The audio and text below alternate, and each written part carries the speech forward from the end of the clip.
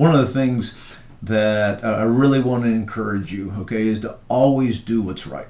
Always do what's right. I mean, people are not going to follow somebody that is wishy-washy or doesn't stick up to their commitments or anything like that, okay?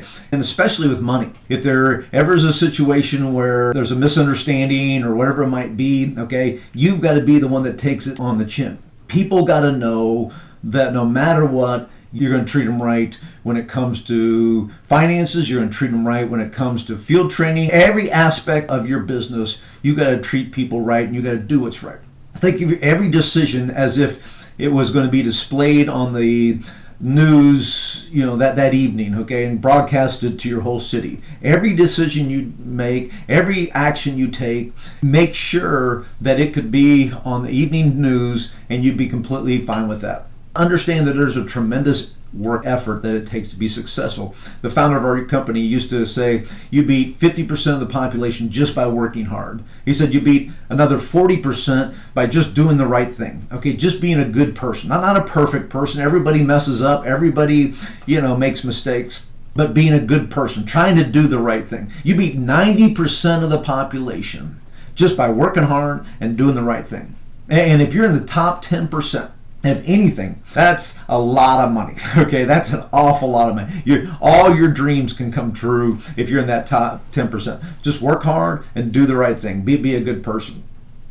You've got to work on you every day. Okay, I think we mentioned in a previous video, I'm an introvert. Left up, if I'm going to just do what I want to do, I'm going to be by myself or I'm going to be with my family. There's some people, very successful leaders, that if there's somebody within 3 feet of them, they just want to go talk to them. They're just the type of person that loves talking to people. That's not me. I actually get energized by being by myself, reading a book or whatever it might be, doing some hobbies or hanging out with my family or very close friends. So for an introvert, this is a very tough business, as you might suspect. And I say that for an introvert, but really for everybody, it's a tough business. It doesn't matter who you are. You're not going to get a free lunch here. You're going to have to grow. You're going to have to change. You're going to have to get better. And the hardest work you'll ever do is working on you. But it's the most rewarding. So you got to work on you every day. You've got to have a great attitude. I don't care if your best person quit. I don't care if you just got a chargeback. I don't care. You've got to have a great attitude.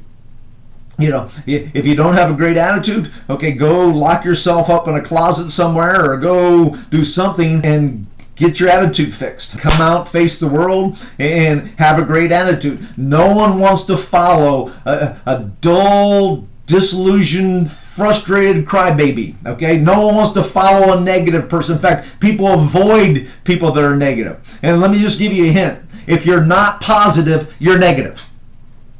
Okay? There's no such thing as neutral. If you're not positive, you're negative. Every time your mouth opens up, okay, every time you're talking to somebody, you should be spewing positiveness, okay? You should be encouraging, you should be welcoming, you should be... See, that was one of the areas I had to get better at, okay? That wasn't the environment that I grew up in. I wasn't naturally somebody that went up and encouraged somebody or said hello or all those kind of things. I had to get better at that. But the great thing is, as financially rewarding as it is for somebody to do that, it's 10 times more rewarding for what it does for your relationships, your family relationships, your friends, your relationship with your kids. Okay? By you learning those skills and making them part of you, all those other areas just blossom. I just want to encourage everybody. A lot of times you'll meet people that just say, well, that's just the way I am. No, that's not the way you are. That's the way your environment has molded you to be. In our meetings, we're pretty robust. I mean, we have high-fiving, as we talked about. We have music going and so on. And sometimes people will say to me, well, I'm just not the motivational type. I don't need all that rah-rah. Okay, and these are the same very people that'll get excited on a Sunday watching their favorite football team. I mean, they'll go crazy if there's a touchdown scored or whatever. And I looked at them, I said, are you telling me as a kid you wouldn't get excited when it was Christmas Eve or Christmas morning when you're coming down the stairs or going to the tree? Are you telling me you didn't get excited when you got your first bicycle or maybe your first car, or you went on your first date? Okay, don't tell me that. Everybody gets excited, okay? Now, you might have been in an environment work-wise for the last 100 years that's not very exciting, and you might have adapted and adopted the practices of everybody around you, but inside here, okay, you're somebody that wants to get excited. You're somebody that wants to be enthusiastic, okay? Your environment has changed you. We're going to change you back.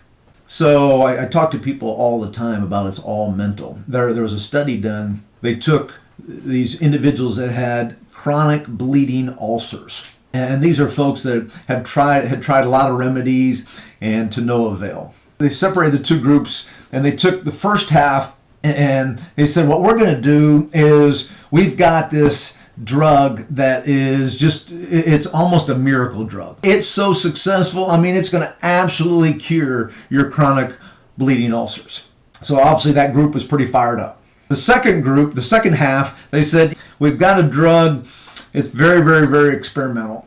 We don't know if it was going to work or not. We got high hopes. We think maybe something good will happen, but we don't want to overpromise. So they started these two groups on their individual drugs. And a few months later, they analyzed the results. The first group, the one that had the miracle drug, 75% of those folks noticed considerable, extreme improvement with their chronic bleeding ulcers. 75%. The second group that was given the experimental drug, not really sure how it would work, only 25% of them noticed significant results. They brought the two groups together and they said, we kind of got to let you know about our experiment, okay? Neither one of you was taking a pill that had any medicinal value. Both of you were taking a pill, basically it was a water pill, had no benefit at all. And in fact, both of you were taking the exact same one. Their success was purely in their mind.